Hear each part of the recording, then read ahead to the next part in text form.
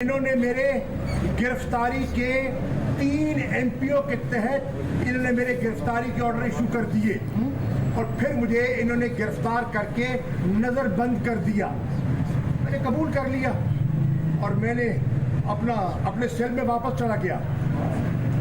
आज मुझे इन्होंने कहा नहीं सर आप भी कर सकते। I am sorry.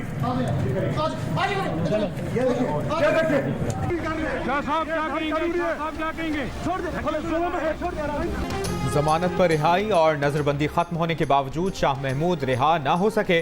Rawalpindi police ने 9 मई के मुकदमे में गिरफ्तार कर लिया। अडियाला जेल से थाना आरे बाजार मुंतकिल कर दिया गया। शाह महमूद कुरैशी का कहना था कि दोबारा गिरफ्तारी सियासी इंतखाम है।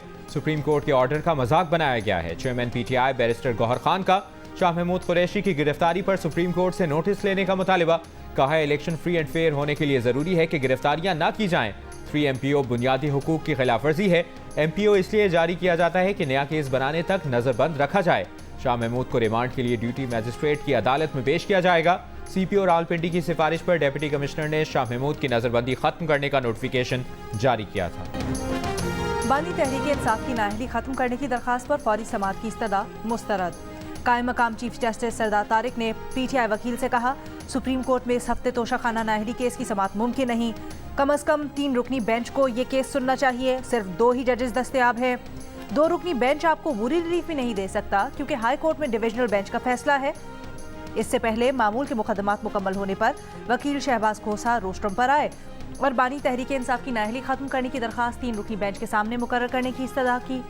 जस्टिस अतमिन अल्लाह ने कहा नाअहली से मुतल्लिक फैसला मुअत्तल होने से सजा मुअत्तल नहीं होती। ऐसी कोई अदालती नज़ीर नहीं। शहबाज खोसा बोले अदालती नज़ीरें मौजूद हैं। जावेद हाशमी के खिलाफ फैसले के साथ सजा भी खत्म की गई। जस्टिस सरदार तारिक ने कहा क्या पता कि ये केस अहम निकात पर हो और उसकी समाअत 5 रुकनी बेंच करे। अगले हफ्ते काजी साहब भी आ जाएंगे। बिलावल भुट्टो जरदारी के NA 127 के लिए कागजात नामजदगी पर एतराज़। शहरी की जानिब से दायर दरखास्त में मौक़िफ़ इख्तियार किया गया कि बिलावल भुट्टो जरदारी ने कागजात नामजदगी में पीपल्स पार्टी पार्लियामेंटेरियन से वाबस्तगी जाहिर की। पाकिस्तान पीपल्स पार्टी और पीपल्स पार्टी पार्लियामेंटेरियंस अलग अलग सियासी जमातें हैं। इलेक्शन एक्ट 2017 के मुताबिक एक शख्स एक वक्त में एक जमात का रुकन हो सकता है। बिलावल भुट्टो जरदारी का 2 जमातों का रुकन होना इलेक्शन एक्ट की खिलाफ वर्जी है। NA 127 के लिए बिलावल भुट्टो जरदारी के कागजात नामजदगी की जांच पड़ताल 28 दिसंबर को होना है। PP 80 सरगोदा से मरियम नवाज के कागजात नामजदगी पर एतराज़ात। 2 वकला की जानिब से दायर दरखास्त में कहा गया है कि कागजात नामजदगी में मरियम नवाज के असल दस्तखत नहीं। मरियम नवाज सजा याफ्ता हैं और उन्होंने अपने असासे भी कागजात नामजदगी में छुपाए हैं। उनके कागजात मुस्तरद किए जाएं। मुस्लिम लीग नून के सदर शहबाज शरीफ का कहना है कि नवाज शरीफ चौथी बार वजीर आजम बने तो तरक्की का वो सफर जो 2013 से शुरू होकर 2017 में रुका उसे एक बार फिर शुरू करेंगे। नून लीग के कारकुनों और रहनुमाओं ने इंतहाई मुश्किल वक्तों में भी पार्टी का साथ दिया। किसी और तरफ जाने का नहीं सोचा। पार्टी अपने सरमाए की जितनी तारीफ करे कम है।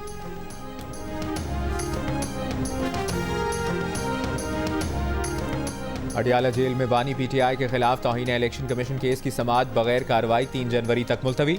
बानी PTI के वकील कागजात नामजदगी की स्क्रूटनी के बाइस मसरूफ थे। उनकी अदम दस्तयाबी के बाइस समाअत मुलतवी की गई। आज तौहीन इलेक्शन कमीशन केस में बानी PTI और फवाद चौधरी पर फर्द जुर्म आयद होना थी।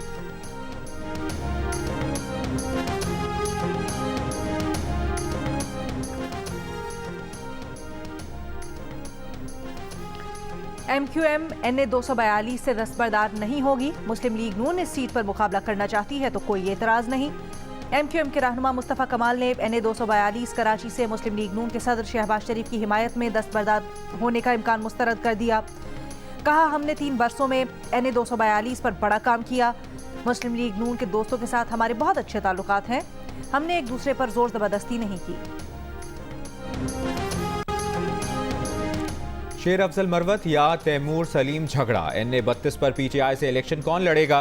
सीनियर नायब सदर PTI तैमूर सलीम झगड़ा का कहना है कि किसने कहां से इलेक्शन लड़ना है फैसला पार्टी को करना है। बेहतर होगा पेशावर की निशस्त पर पेशावर का ही रहनुमा इलेक्शन लड़े। शेर अफजल मरवत का कहना है कि उन्हें बानी PTI ने पेशावर से इलेक्शन लड़ने का हुक्म दिया है।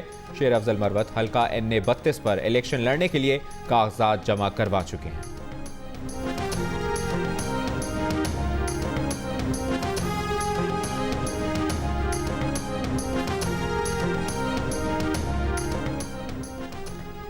पेशावर हाई कोर्ट का खैबर पख्तूनख्वा असम्बली के स्पीकर मुश्ताक गनी को पासपोर्ट जारी करने का हुक्म।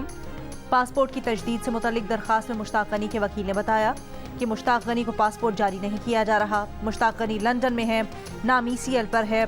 पासपोर्ट जायदुल मयाद हो चुका, पासपोर्ट जारी किया जाएगा तो वो वापस आएंगे। उबूरी जमानत देने की भी इस्तदा। एडिशनल एडवोकेट जनरल ने कहा दरखास्त गुजार पहले ही 27 दिसंबर तक उबूरी जमानत पर हैं। अदालत ने कहा मुश्ताक गनी जब वापस आए तो अदालत आ जाएं।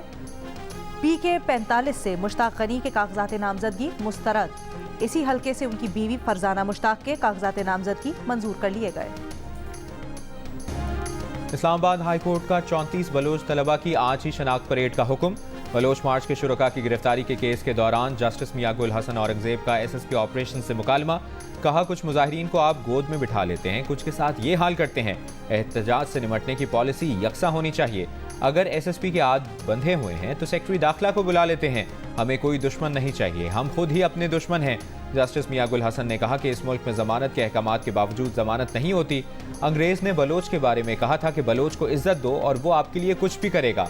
वकील अताउल्लाह ने अदालत को बताया कि मुजाहिरीन में से जहीर बलोच अब तक नहीं मिले।